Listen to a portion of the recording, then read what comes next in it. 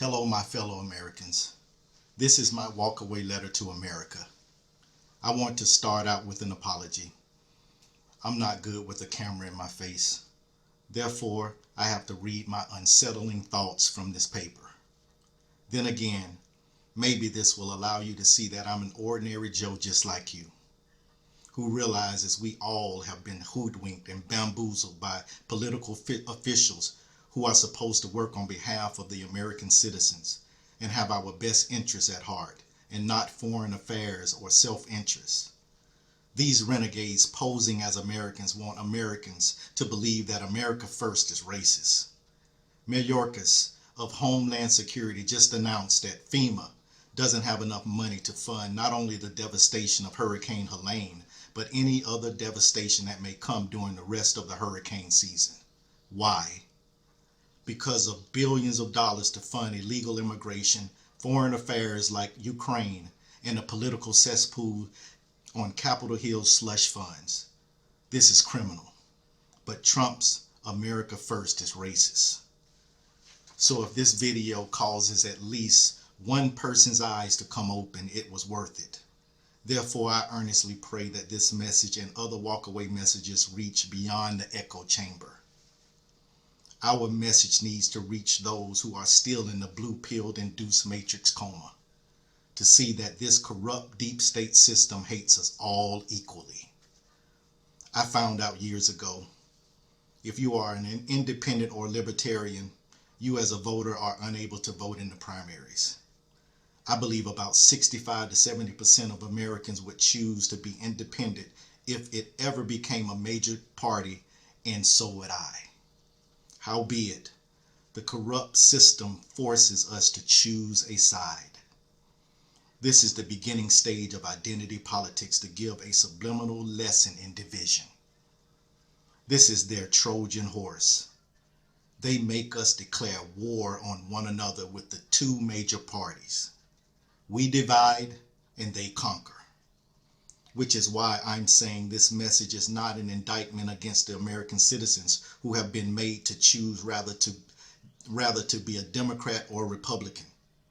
My anger and sincere concern for our nation is directed towards our leaders in this country who have been elected or installed. Why I walked away from the Uniparty? Because I believe that they are both equally responsible for the destruction of our nation. Democrats simply destroy everything they touch, while Republicans sit in the grandstand and look, while secretly applauding the Democrats. Sometimes I think Republicans are more responsible because they use Christian principles and conservative values to make us think they're on the side of we the people. So let me give you a few reasons why I walked away and became a MAGA Republican. In 2016, I tuned out the rhetoric of the media and I listened to President Trump's message. President Trump asked for the black vote. He didn't assume, like Democrats, that he was going to get my vote because I'm black. And he didn't just ignore the black vote like Republicans have in the past. President Trump's 2017 inauguration speech would let me know that I made the correct choice. When he turned to everyone sitting behind him and said, "They have failed you, the American people." Who was sitting behind him?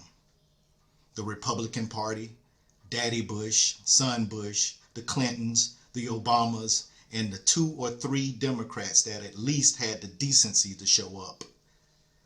Remember, the entire Democratic Party would boycott President Trump's inauguration? I continue. Then President Trump looked into the camera at the American people and would say, "But I'm transferring that power back to you, the people." The first president in my lifetime who fought and still fights for our nation and the American people. As a result of the 2020 wake-up call, I realized that there is a criminal syndicate running the entire country and everybody's a part of the crime family.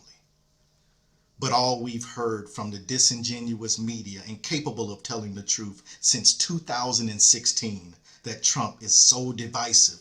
He's a dictator, a homophobe, a xenophobe, a misogynist, a racist, a bigot. He's a danger to our democracy and now a convicted felon because of our corrupt injustice system filled with kangaroo courts. I must admit, their plan is wickedly brilliant.